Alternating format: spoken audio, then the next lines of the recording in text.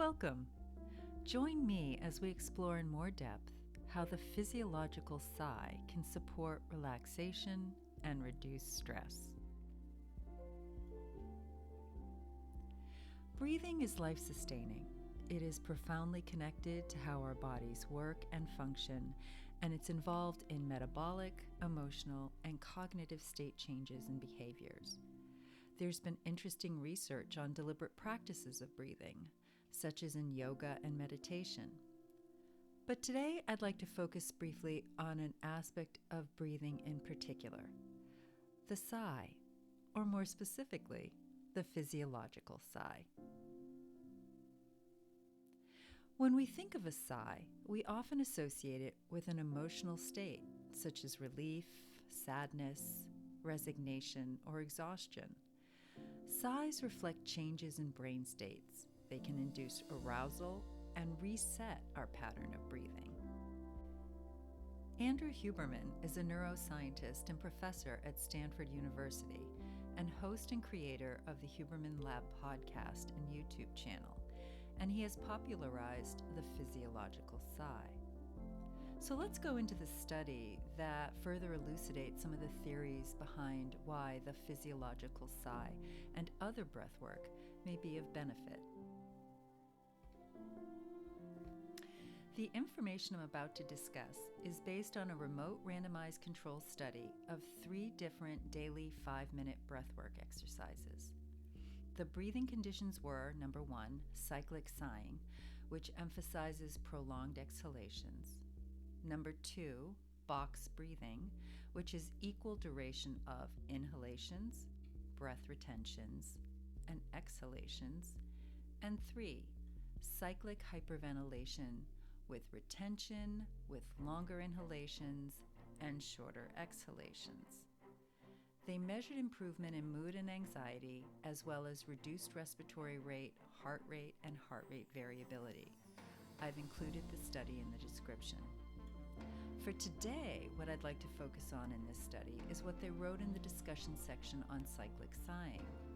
Quote, cyclic sighing produced the highest daily improvement in positive effect, as well as the highest reduction of respiratory rate as compared to mindfulness meditation.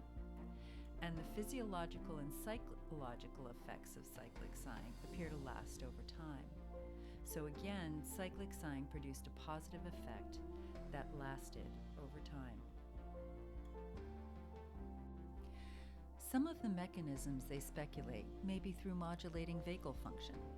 The vagus nerve, also known as the vagal nerves, are the main nerves of your parasympathetic nervous system.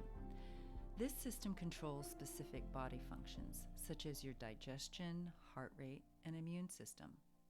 Heart and lung function are closely synchronized, and different breathing techniques impact heart physiology. For example, inhalations cause our heart to speed up, and exhalations slow the heart down.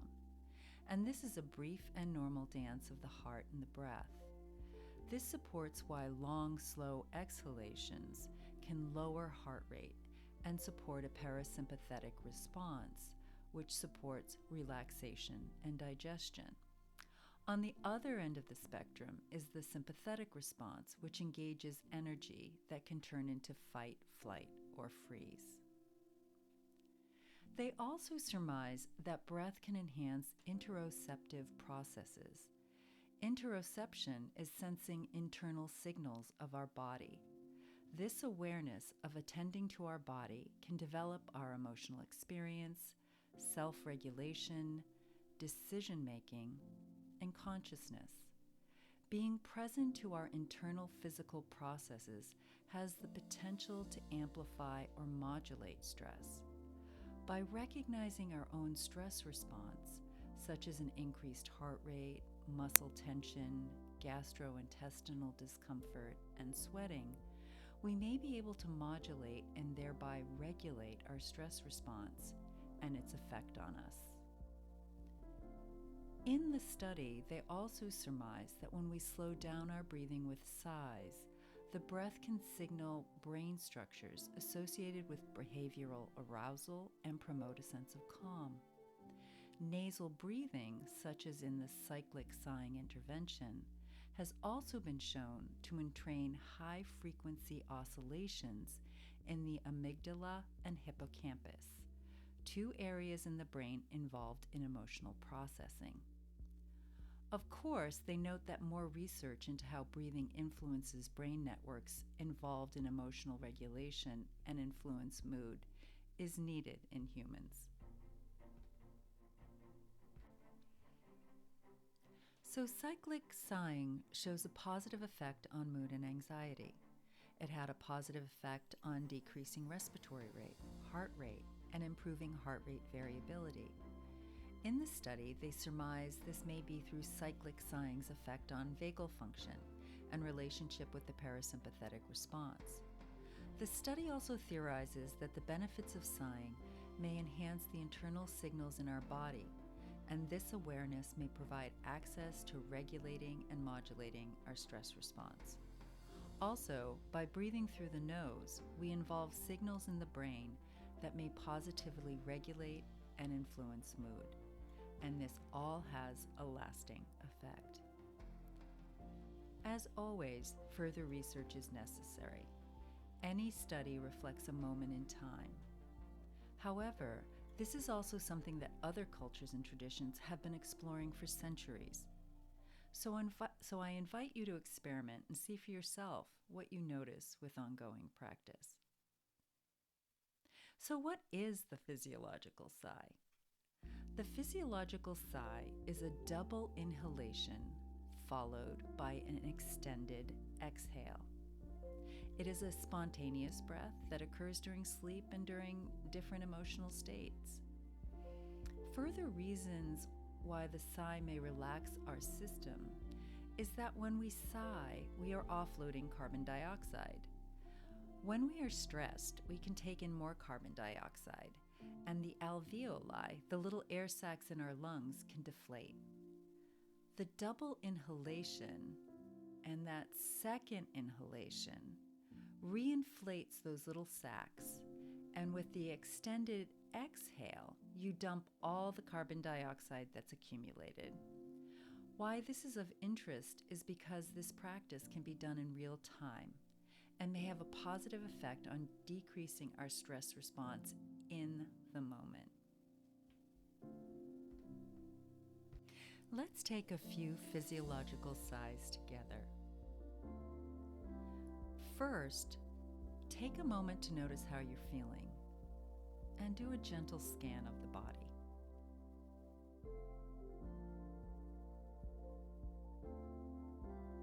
So now we're going to take a full breath in through the nose and then a second inhalation through the nose, followed by a long, slow exhalation through the mouth.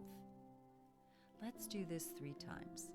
So again, full breath through the nose,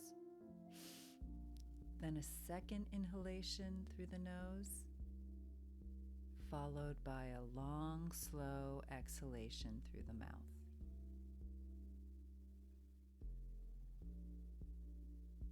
And again, a full breath in through the nose, and then a second inhalation, followed by a long, slow exhalation through the mouth. And let's do this one more time.